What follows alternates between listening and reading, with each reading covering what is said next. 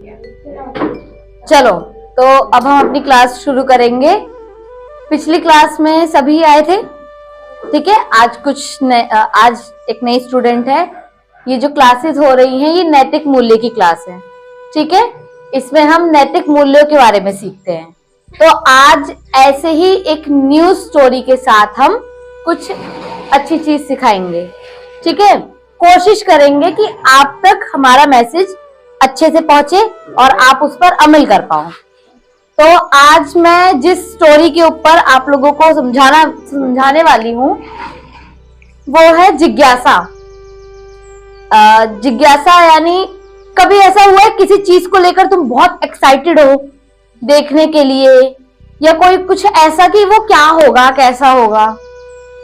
कई बार होती है ना हमें जिज्ञासा कि मतलब रहता है कि ऐसा क्या होगा। जैसे सीरियल देखते हैं, ठीक है, आधे पे जब वो खत्म हो जाता है तो हमारे अंदर क्या होता है, नेक्स्ट पार्ट में क्या दिखाएगा, बस वो देखना है ना।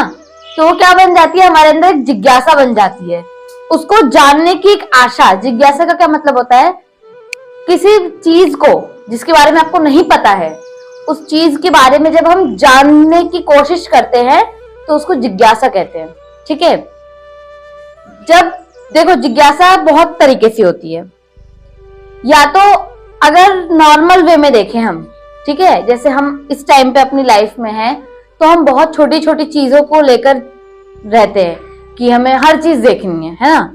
जैसे अभी हम बात कर रहे थे कि हमें भी कहीं घूमने जाना है या कुछ, तो सबके अंदर एक जिज्ञासा रहती है ना। मुझे भी मेरे अंदर क्या जिज्ञासा है, मुझे देखना है कि हाँ जो बर्फ होता है वो कैसी होती है, या है ना, जैसे हिल स्टेशन पे जो होती है, ये एक नॉर्मल जिज्ञासा हो गई। लेकिन जब एक शिष्य का मतलब पता है, शिष्य का मतलब होता है जो अपने गुरु को साध ले, मेरे हिसाब से वो शिष्य हो गया, ठीक है। जिसके अंदर गुरु स्वयं ही बस जाए। कहते हैं ना भगवान में समर्पित हो जाओ, तो जो गुरु में समर्पित हो जाता है वो शिष्य बन जाता है, और जो नहीं होता है वो सिर्फ अनुयायी बन के रहता है, जिसको हम फॉलोवर्स कहते हैं। चलता है ना, फॉलोइंग बढ़ रही है, फॉलोअर्स है मेरे, तो यही होता है। जो फॉलोअर्स होते हैं ना वो आपस में से लड़ते भिड़ते रहते हैं, जो शिष्य रहते हैं वो कुछ अलग पा लेते हैं। तो आज हम एक ऐसे शिष्य के बारे में बात करेंगे, ठीक है। अब एक शिष्य थे, ठीक है, वो नॉर्मली उन्होंने अपनी दीक्षा पूर्ण की। आज के टाइम पे हम जो पढ़ाई कर रहे हैं ना वो दाने के बराबर है। सरसों देखिए, सरसों के दाने के बराबर आज के टाइम पे हम जो शिक्षा ग्रहण कर रहे हैं। उस टाइम के विवेकानंद जी को देख लो, या जो जिनके बारे में अभी हम बात करेंगे ना, रामानुजन जिनको हम कहते हैं, ठीक है, उनका एक नाम रामानुजन भी है। इन लोगों ने शिक्षा समझो इतनी पढ़ाई की कि ये लोग हायर एजुकेशन और आगे की पढ़ाई के लिए विदेश गए। उस टाइम की बात कह रही हूँ मैं, आज से कम 30, 40, 50 साल पहले की बात कर रही हूँ। उस टाइम पे वो लोग बाहर विदेश पढ़े और अपना नाम कमाया। तो एक ऐसे ही रामानुजन नाम के एक शिष्य रहे, ठीक है। अब महर्षि एक गुरु थे, ठीक है, उनका नाम था महर्षि करके। तो अब नॉर्मली जब वो कॉलेज में अपने पढ़ रहे थे तो उन्होंने अपने कॉलेज में एक बच्चों से ऐसे सुना कि महर्षि नाम के कोई एक गुरु हैं जिनके बहुत अनुयायी हैं। इस टाइम पे प्रेमानंद महाराज जी को कैसे सब लोग कहते हैं कि हाँ हम उनके साइड से, ऐसे नाम है ना इस टाइम पे, ऐसे उस टाइम पे महर्षि नाम के एक गुरु थे, उनका बहुत नाम था, ठीक। अभी तक तो उन्होंने नाम सुना था, फिर धीरे धीरे उन्होंने कहा कि नहीं मैं भी इनके प्रति होऊंगा। तो एक बार वो मिलने गए, ठीक है, तो दूर से उनको देखा उन्होंने, और जब वो वापस आए घर तो उनके अंतःकरण में क्या चल रहा था, हरे रमणा मतलब नाम जप चल रहा था। जैसे हम करते हैं ना हरे कृष्ण, ये ऐसे ये नाम जप है ना, जैसे राधे राधे करते हैं या हरे कृष्ण, जो भी हम नाम जप नॉर्मली करते हैं। तो ऐसे ही उनके भीतर कौन सा नाम जप चल रहा था, हरे रमणा, ठीक है, कि राम यानी राम को रमते रहो, ठीक है। वो घर पे आए, उन्होंने वो पूरे दिन यही करते थे। ऐसा नहीं कि वो बैठ के 1 घंटा माला कर रहे, नहीं, वो कुछ खाते पीते, पढ़ाई करते वक्त, कहीं आते जाते भी उनके दिमाग में क्या रहता था, क्या चलता था। और ऐसा नहीं वो बोलते थे कि नहीं मुझे करना है। अब जैसे हमारा क्या रहता है, नहीं, जैसे हमें ध्यान साधना के लिए बोला है तो हमारे अंदर ये अच्छी चीज है। हमें क्या बोला गया कि ध्यान साधना करना है। तो जिस दिन हम नहीं करते हैं, जैसे मान लो जिस दिन मैंने नहीं किया, ठीक है, अभी परसों ही मुझे टाइम नहीं मिला, मैं बहुत लेट कॉलेज से आई थी, मैं 5:30 बजे आई, ठीक है, और सुबह भी मैं बहुत जल्दी चली गई थी, 6:30 बजे मैं कॉलेज निकल गई थी। तो मैं थोड़ा सर्दियों के टाइम पे नहीं उठ पाई, मैं नहीं कर पाई। तो ऐसे रहता है ना, अपने में गिल्टी फील होता है। इसलिए गिल्टी फील नहीं होता है कि मैंने ध्यान साधना नहीं की, मुझे इसलिए गिल्टी फील होता है कि सर हमें लेके गए, है ना, सर ने हमें ब्रह्म दीक्षा दिलवाई, ब्रह्म ज्ञान दिलवाया। अब मैं नहीं करूं, एक भी दिन का गैप करूं, तो उसमें सर को क्या पता चल रहा है ना, किसी को क्या पता चल रहा है। अभी मैंने बताया तभी तुमको पता चला, वरना तुम्हें पता चलता। लेकिन ये हो जाता है जब आप गुरु को धारण कर लेते हो ना, जब आपके जीवन में कोई गुरु आ जाता है ना, और आप कभी कुछ गलत करते हो ना, तो आपको अंतःकरण से आ जाता है कि नहीं मैं गलत हूं। मेरी एक छोटी सी बात ध्यान रखना, अगर कभी ऐसे लड़कों के प्रति ध्यान आकर्षित हो जाता है, न्यू एज है हमारी, होता है किसी किसी को, मुझे भी होता है किसी किसी को देख के कि हाँ कितनी सुंदर है या कितना सुंदर है, होता है नॉर्मल, लेकिन तुरंत क्या देता है, ये सब बेकार चीज है। तो जब तक हमारे जीवन में गुरु नहीं रहता ना, हम फिर उसमें बह जाते हैं, और जब गुरु आ जाता है तो हमें ही समझ आ जाती है। अब जो रामानुजन थे, वो पूरे दिन क्या करते थे, हरे रमना करते थे। एक दिन वो आराम से बैठे थे, तब उनके मन में आया कि जैसे उनके इधर महर्षि की फोटो लगी हुई थी, वो लेटे लेटे उनके मन में ये आया कि मैं जाप करने से नहीं मिलूंगा। कभी कभी होता है ना, हम सवाल करते हैं और जवाब भी हमें खुद ही मिल जाता है। तो उनके अंदर से जवाब आया कि ये नाम जप करने से मुझे नहीं मिलने वाला कुछ, मुझे जब तक मैं ध्यान और योग नहीं करूंगा तब तक मुझे महर्षि के दर्शन नहीं होंगे। ठीक है, अब देखो नॉर्मली हम ध्यान साधना करें तो आधा घंटा भी बहुत है। उन्होंने क्या किया, दिन रात यानी भूखे प्यासी वो सुबह से लेकर शाम तक वो क्या करते थे, ध्यान साधना करते थे। ठीक है, जिसे हठ योग कहते हैं। हठ योग यानी एकदम डटकर बैठे रहना, वो होते हैं ना जिद्दी। हठ यानी जिद में बैठे रहना कि हठ योग से ही मैं अपने गुरु का ध्यान करूंगा, ना कुछ खाना पीना कुछ भी नहीं।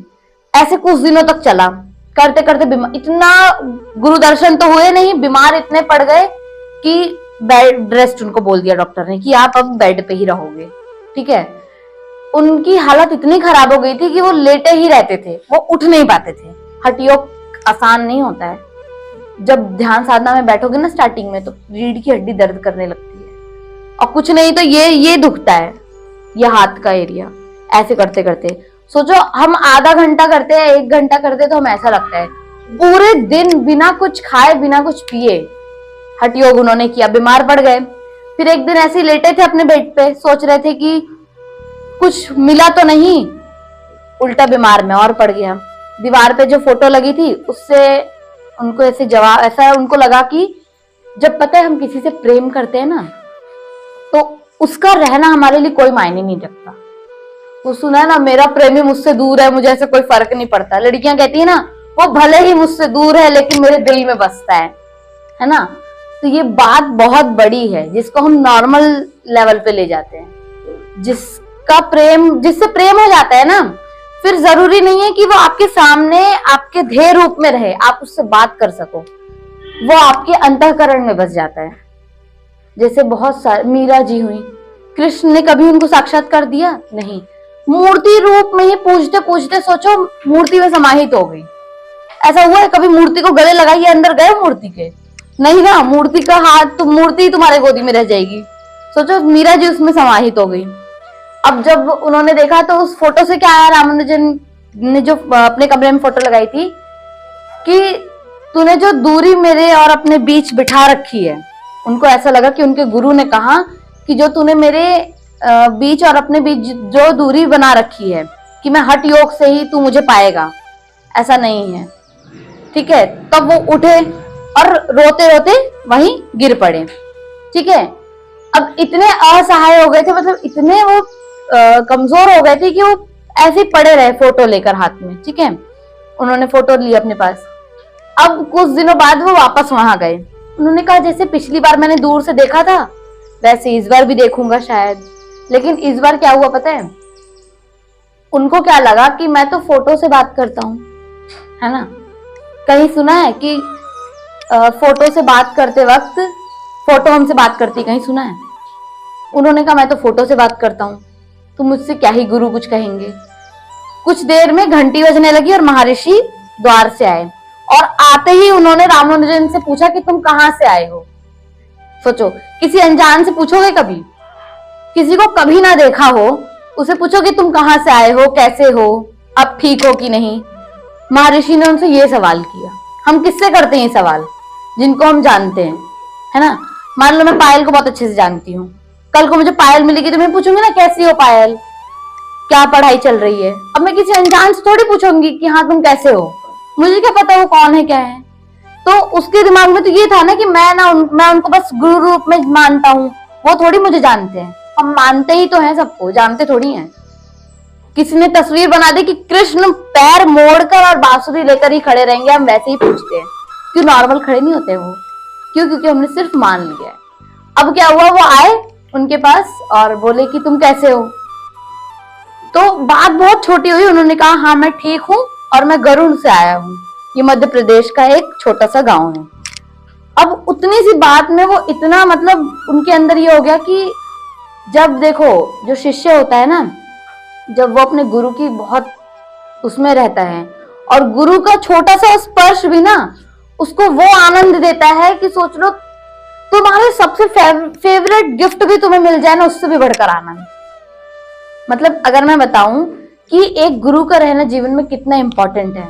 हम पानी बहुत देर से चलते आ रहे हो मान लो, ठीक है, अब पानी का जब पहला घूंट लेते हैं वो क्या मिलता है, उसका कुछ है। हम किसी से बोल सकते हैं कि हाँ मुझे ऐसा लगा पानी पी के। तो वही होता है जब हमें गुरु के दर्शन हो जाते हैं, शिष्य को जब गुरु दर्शन हो जाते हैं ना, तो उसको वो पानी से भी ज्यादा वो रहता है संतोष कि हाँ मुझे ये मिल गए। अब उन्होंने उनसे बात कर ली, ठीक है, तो वो और खुश हो गए। उन्हें हुआ कि मेरे गुरु ने मुझसे बात की। जब वापस आए तो फिर अब वो उनकी थोड़ी सी बात से ही वो वहां गिर गए। सोचो, सिर्फ गुरु ने कुछ शब्द ही तो बोले कि कैसे हो तुम, कहां से आए हो, 2 लाइन बोली, वो वहीं जवाब देकर गिर गए। अब क्या हुआ, जब वो वापस आए तो उन्होंने योग साधना की, ठीक है, और योग साधना करने के बाद उनको सोचो वो डेली हरे रमना नाम जप करते थे, उनको नहीं मिले। उन्होंने योग साधना की आराम से, उनको अपने गुरु दर्शन हो गए। और आज रामानुजन जो स्वामी हैं वो मतलब बहुत ही माने जाने स्वामी रहे हैं। उनके जो शिष्य थे ना, जब हमारा मध्य युग चल रहा था, मतलब जब राजा का काल अभी धीरे धीरे समाप्त होकर कुछ राजाओं का नया युग जब चलता है, उस टाइम के उनके शिष्य रहे हैं जिन्होंने बुक्स बहुत अच्छी अच्छी लिखी, एक से एक राइटर रहे, ठीक है। एक अटला स्वामी करके हैं, राइटर हैं, ठीक है, उनकी बहुत अच्छी बुक्स रहती हैं, वो उनके शिष्य बने। उनके एक भी शिष्य ऐसे नहीं थे कि नॉर्मल, नहीं, एक से एक हीरा। तो हमें क्या पता चलता है इससे? कहानी बहुत छोटी थी, कुछ समझ आई भी नहीं होगी। और देखो जो गुरु होता है ना, गुरु शब्द ना कभी समझ नहीं आएगा। तुम किसी को भी अपना लो, तुम जितनी बार गुरु शब्द पढ़ोगे उतनी बार कुछ न्यू मिलेगा। तो अपने जीवन में एक गुरु बनाना है। ये नहीं कि माला लेकर हरे कृष्ण हरे, वो गलत नहीं है। हाँ, उससे ये रहता है कि आपको ध्यान एक जगह रहता है, ठीक है, लेकिन इसका कोई फायदा नहीं है जब तक हम, अगर किसी को पाना है अपने भगवान को या जिसके जीवन में गुरु है उसको पाना है अगर, तो सिर्फ ध्यान से, योग से ही पा सकते हैं। और गुरु जीवन में होना ही चाहिए, कंपल्सरी है। मतलब ऐसा कर दो कि अगर ये जापान का स्कूल होता और मेरा स्कूल होता तो मैं ऐसे करती, हर बच्चे के पास एक गुरु होना चाहिए। क्यों पता है? जब हम बहते हैं ना तो ये आ जाता है, नहीं मेरे अंदर पता क्या आता है, अगर मेरे मन में, मैं जैसे देखो सर कहते हैं कि आकर्षण सबसे बड़ी वो कमी रहती है, ठीक है। अब क्या होता है कि कई बार होता है कि मैं कुछ चीजों को देख के आकर्षित हो जाती हूँ, वाओ, जैसे कपड़ों को लेकर, या बहुत सारी लड़कियों की बहुत सारी चीजें होती हैं, तो कभी कभी मैं आकर्षित हो जाती हूँ। तो मेरे अंदर आता नहीं, आकर्षण नहीं रहना चाहिए, ठीक है। शायद अभी तक गुरु जीवन में धारण करने के बावजूद मैं जहां जहां दोहा वाचन के लिए जाती हूँ ना, रामचरितमानस के लिए, वहां एक भी लड़की नहीं होती, वहां सिर्फ लड़के होते हैं। और लड़के यानी लड़कों से हमें क्या पता चलता है कि सुंदर होना चाहिए। अभी तुमसे कोई पूछे कि कैसा लड़का चाहिए, क्या बोलेंगे सुंदर, वो क्या वो बोलते हैं टॉल डार्क हैंडसम जो बोलते हैं ना, ऐसे अच्छा होना चाहिए। ऐसे ऐसे लोगों के साथ मैं रहती हूँ, मन नहीं भटकता है। क्यों? क्योंकि मेरे जीवन में गुरु है। जब जीवन में गुरु आ जाते हैं तो हमारा मन भटकता नहीं है। तो मैं सबसे बहुत बहुत रिक्वेस्ट कर रही हूँ कि अपने जीवन में गुरु करना है, ठीक है? समझ रहे हो ना? कौन कौन करेगा? पायल करेगी? पायल करी, मैं तो तैयार हूँ बस। तो जितना भी मैंने अभी बताया उसको थोड़ा ध्यान में रखना, ठीक है? और अब हम नेक्स्ट क्लास में जो भी करेंगे पहले इसको रिकैप करेंगे, ठीक है? मैं जरूर पूछूंगी, ठीक है? तो अब मैं अपनी बात को यहीं विराम देती हूँ।